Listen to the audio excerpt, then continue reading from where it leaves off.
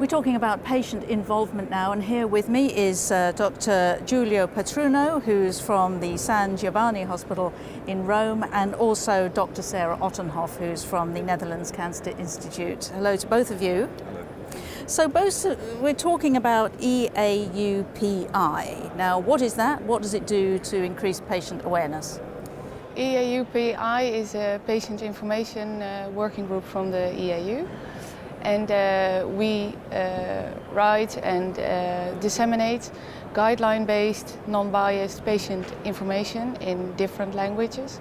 And this is mostly online, is it? Online it's on a website, but we also have material that can be printed by urologists to give to the patients. And what kind of information is it? It's information on urological conditions, on different conditions. And in patient understandable language, so that patients who want to be informed can inform themselves.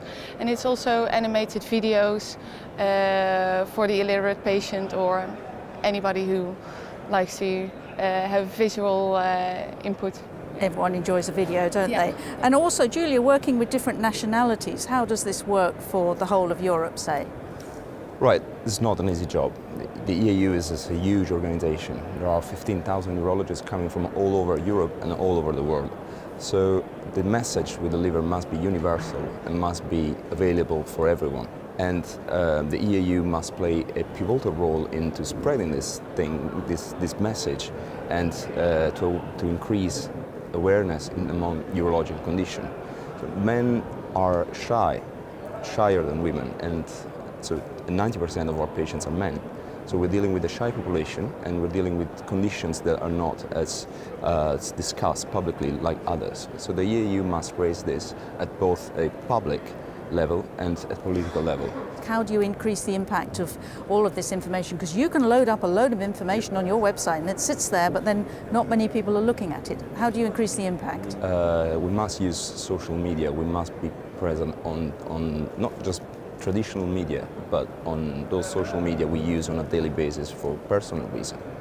So we must use the power of hashtags. We see every day that we got influencers in the society that can move opinion, that can move millions of votes just by putting the right hashtag and increase awareness. We must do the same at a European level, at a worldwide level with urological conditions.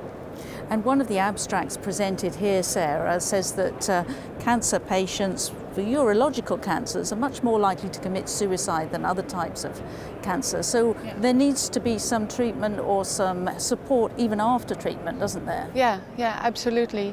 And this abstract, I think it was 5 times higher risk of committing suicide. This really emphasizes the need of also quality of life evaluation. In my field of research, in penile cancer research, we now use patient-reported outcome measures also in the clinic.